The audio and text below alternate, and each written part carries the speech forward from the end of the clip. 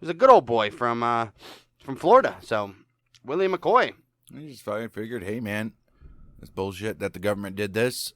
I'm gonna supply this to the people, but not rip them off and be a dick about it. Well, as you guys can see, Dang doesn't know his story.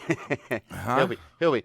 Dang doesn't know his story, so he'll be learning with the rest of you guys today on William. You just said that. William Bill McCoy. No, I didn't say that he was mad at the government. I didn't say he was mad at the government. I said he was respected at the way that he did business and all that good stuff, because unlike many operations that illegally produced and smuggled alcohol for consumption during Prohibition, McCoy sold his merchandise unadulterated, uncut, and clean. So the liquor he got, he didn't touch it.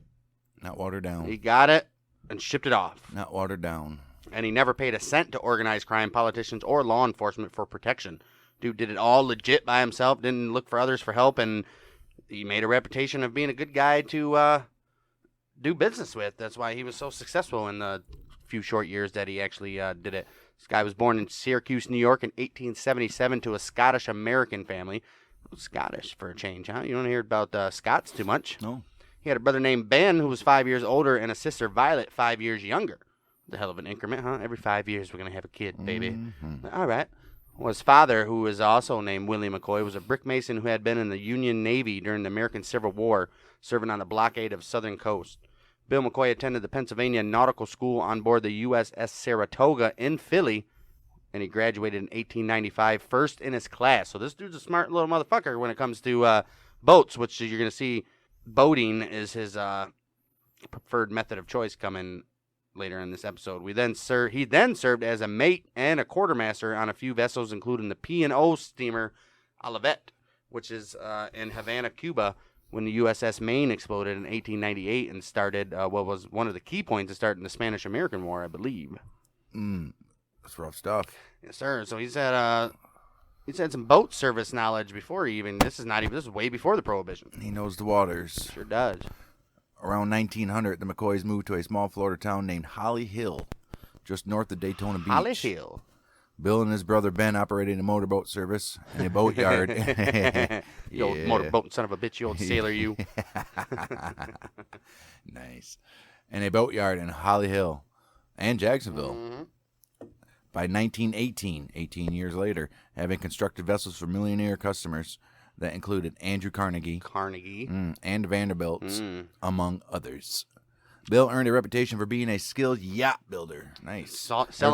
Everybody wanted McCoy's yachts. Selling $1 million yachts, man. What you got out there? I got a McCoy. I got a nice. McCoy. Well, we'll see where that, what do we got?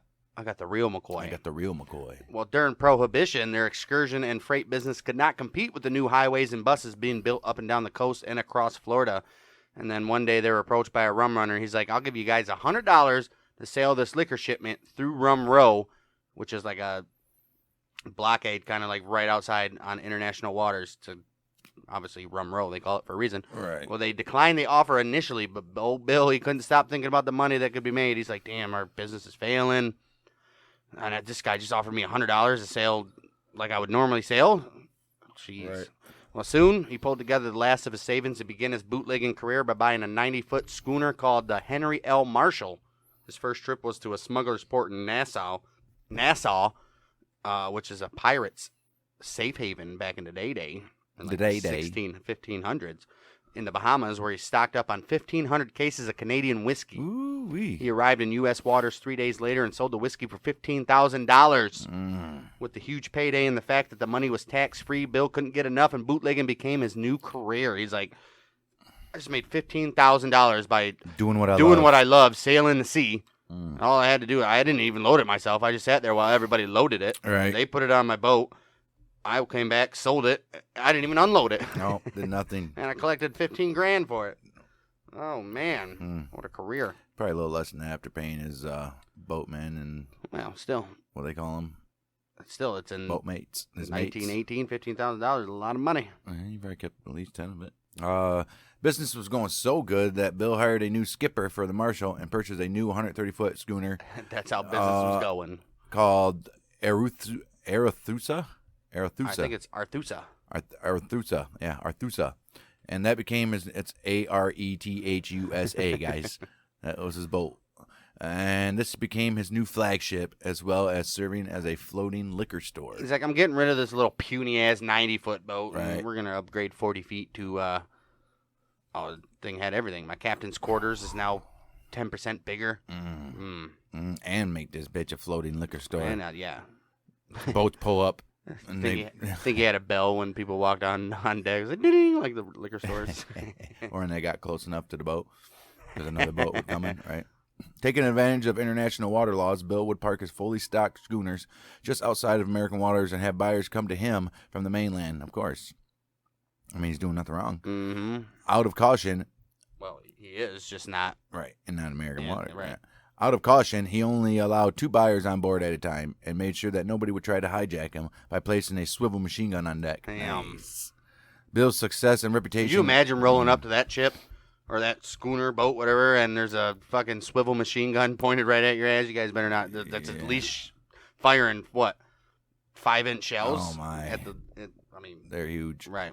Bill's success and reputation grew, which attracted many loyal customers. They're like, this guy's legit, man. I mean, Right. I feel more comfortable coming to him than going to Lucky Luciano,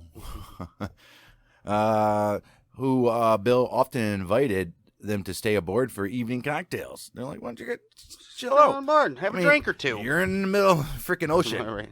It's like the Simpsons episode where they're on the yacht and they're holding the monkey knife fight and it's all going on these boats. Well, then Bill made a number of successful trips aboard the Arethusa, and along with the Henry L. Marshall and up to 5 other vessels, he became a household name through his smuggling activities.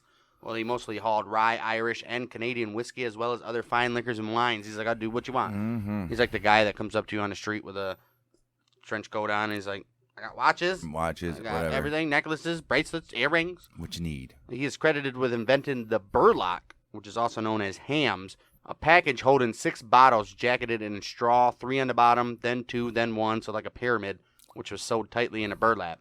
It was compact and easy to handle. These were generally known in the Coast Guard as sacks. How many sacks he had? Well, he got like 15 sacks. Right. Well, the burlocks were easily stacked and a lot easier to move between vessels than the traditional wooden cases, obviously. Right. Some hams were stuffed with salt so that if they were about to be caught, they could throw them overboard, and with the weight of the salt, they would sink, hiding all the evidence. But the salt would then dissolve a little bit later, and these guys would just come back and collect the bottles that floated to the surface afterwards. Huh. And then come back and sell them. Genius. Genius. So now we got a picture of what they look like. I mean, that's a hell of a stacking system. Right. This dude's a genius. Right. Little triangles like that. There's 5 in a sack. Mm-hmm.